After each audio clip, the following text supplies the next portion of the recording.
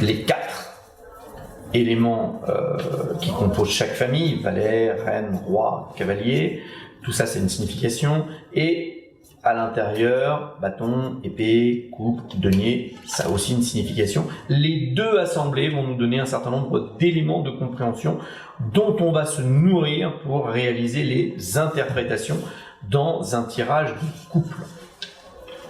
Les bâtons. Est-ce que quelqu'un peut me dire ce que c'est que l'énergie fondamentale symbolique du bâton? Le feu. Non, c'est pas. On a besoin des bâtons pour faire le feu, donc quelque part on pourrait imaginer un support, mais c'est beaucoup moins volatile que le feu. Hein. C'est la terre.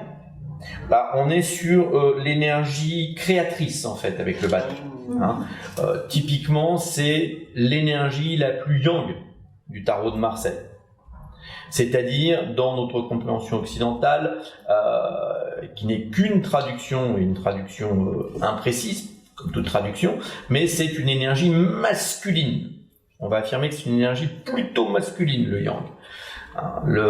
C'est une énergie créatrice et sexuelle. L'énergie des bâtons manifeste la tendance extravertie, de l'intérieur vers l'extérieur.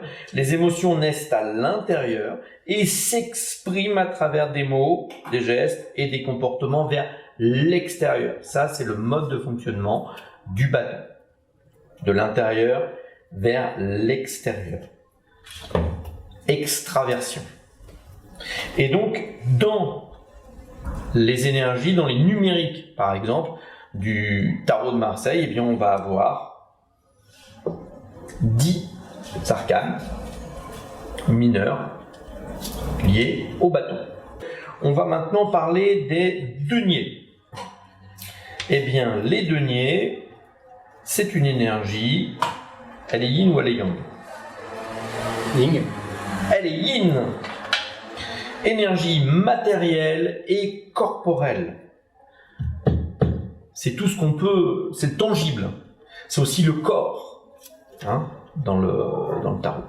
C'est donc une énergie introvertie cette fois-ci. On a parlé de l'extraversion, de l'intérieur vers l'extérieur pour les bâtons. Eh bien, pour l'énergie des deniers, c'est plutôt quelque chose d'intérieur.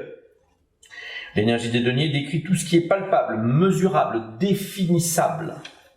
Le denier est l'énergie la moins soumise aux transformations. Il n'y a que son volume qui puisse être modifié. Et c'est pour ça que quand on va parler de l'énergie des deniers, il y aura toujours un S à denier. Le roi de denier, c'est toujours avec un S, parce qu'on doit se souvenir que l'idée de quantité, de mesure est importante dans cette énergie matérielle. On va continuer avec les épées. C'est une évolution quelque part du bâton. Oui. Hein, on s'est longtemps assez inefficacement mis sur la tronche avec des bâtons, et puis le génie humain a fait que progressivement on a perfectionné la méthode, et on voit aussi les développements que ça a aujourd'hui avec beaucoup de bonheur. Voilà, on a créé des épées pour pouvoir plus efficacement trucider son voisin. L'idée c'est ça, c'est effectivement il y a du yang dedans, mais c'est du yang yin.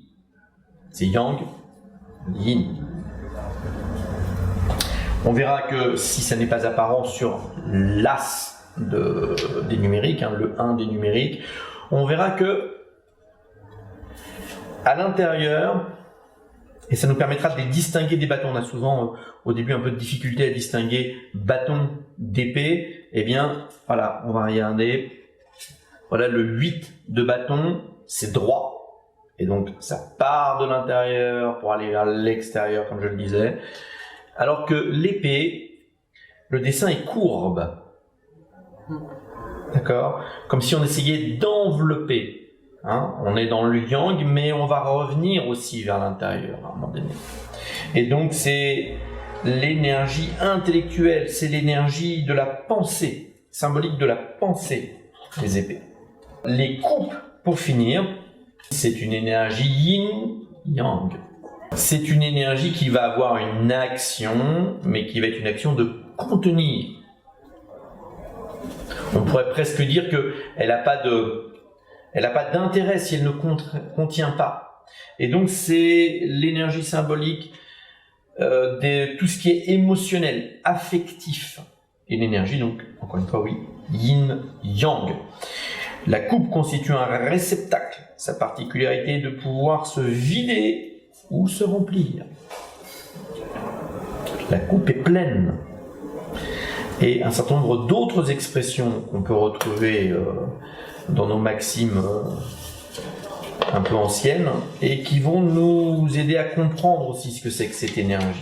La goutte qui fait déborder le vase, eh bien c'est le vase de mes émotions, j'en ai marre. Et donc ma coupe est pleine à un moment donné.